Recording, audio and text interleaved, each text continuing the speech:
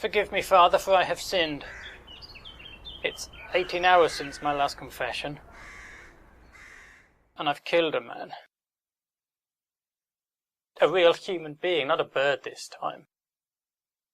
I didn't want to. But what was I supposed to do? I was working last night. I know what you're thinking. How can I work at a time like this? I'm supposed to be protecting Elizabeth, who Quentin has currently got tied up goodness knows where, and instead of trying to find her, I'm hauling myself out. But Father, if I want to save her, I need to be prepared, and that means I need funds. Right now, I've pretty much spent all my savings, and if I don't earn some more, even if I work out where she is, I won't have the bus fare to get there. So I have to work. Then so I was standing on my usual street corner when a car pulled up, and it was a car I'd seen before. It was Graham, the guy who tried to blackmail me. He was all, "What happened, Davy boy? I waited an hour in McDonald's. Surprised to find you here, actually. Figured you'd done a runner." Yesterday was the day I was supposed to meet him in McDonald's with a suitcase containing £250,000. Truth is, with everything that's been happening, I'd forgotten all about it. When he made the threat, I was fully intending to kill myself long before his deadline. So it all seemed fairly academic. But that was a week ago. Since then, I discovered that Elizabeth was due a fortune, that Quentin planned to kill her and claim it, and that I, her guardian angel, was the only man who could save her. Suicide was rather on the back burner. So now here I was, still alive. Graham wanted his money. My first thought was, tell him to sod off. What's the worst he can do? Tell the press I'm alive? Maybe the men I owe money will come looking for me. Maybe they'll break my kneecaps. So what? I don't care what happens to me anymore. I don't matter at all. But Elizabeth matters. And that means I need to look after my kneecaps until she's safe. So I needed to buy some time. I'm sorry I haven't managed to get the money yet, but I will.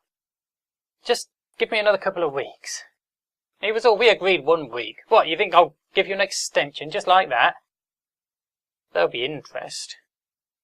I was all, isn't $250,000 enough? He was all, not anymore, now it's $500,000.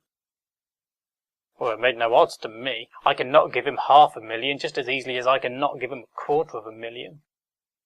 But I had to play the part, so I protested, and he was all, maybe we need to go and talk about this.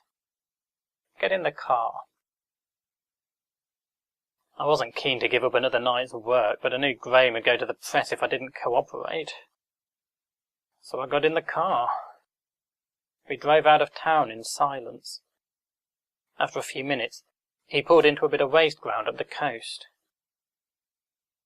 I was all, what now? He was all, it's a nice night. Let's go for a walk.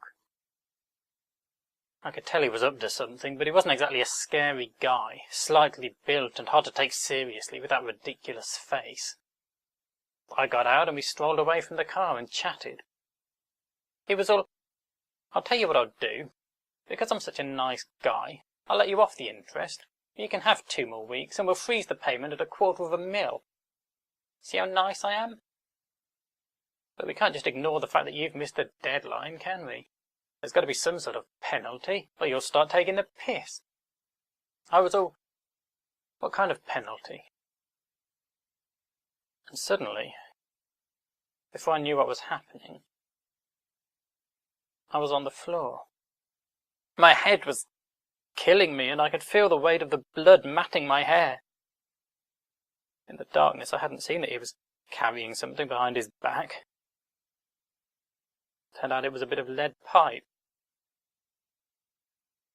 He started kicking me in the stomach. He was all, this is what happens to people who don't honour their debts. And I realised I'd been so worried he might lead my debtors to me. I hadn't thought of him as one of them. I mean, I didn't really owe him anything, not as far as I was concerned, but he had a different opinion. And as I lay on the tarmac, blood oozing from my head and my belly getting a repeated kicking, I wondered if my kneecaps were going to survive the night. I was too winded to speak, but I got enough strength left to grab his foot as he went to kick me again, and I pulled it.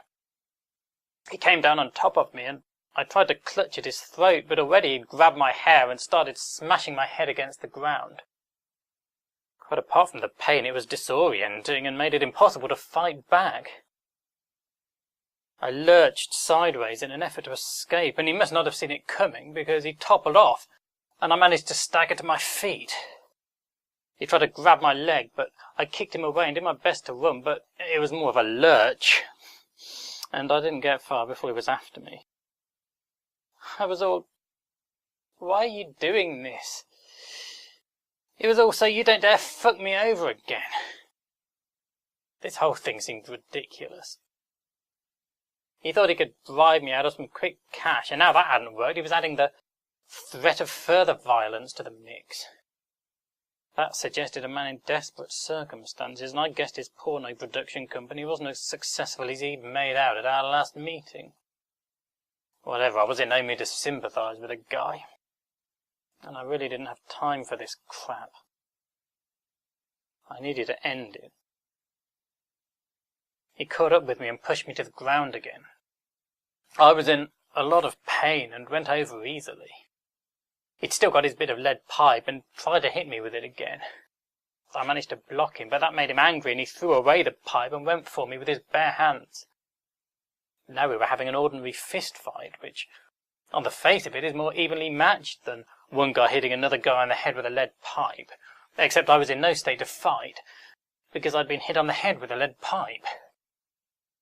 I lay there like a rag doll, taking a beating, gasping for breath and swallowing the blood that was running from my nose, and I'd given up. He could do what he wanted to me. I didn't care anymore. I didn't matter. And then I thought of Elizabeth. Elizabeth does matter, and she needs me, and I had to survive this beating, or she was doomed. That thought gave me a new determination, a reason to fight back.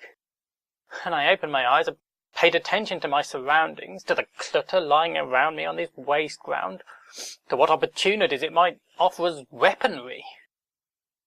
I saw something that had potential, and with Graham's neck punch I rolled towards it, like he'd repelled me, like it wasn't calculated. I didn't think it would work. I wasn't exactly feeling at the top of my game, and stabbing someone through the eye with an umbrella is quite a precision operation. I guess God really is on my side. I went through his pockets before walking away from the body. 130 quid in loose change. Not bad. But even better, his keys. I drove away from the waste ground in Graham's car. Maybe not the wisest move, but it'll help me save the girl I love, and that's all I care about. Only first I need to figure out where the hell she is. If I can't do that, Quentin's going to kill Elizabeth, and there's nothing I can do to stop him.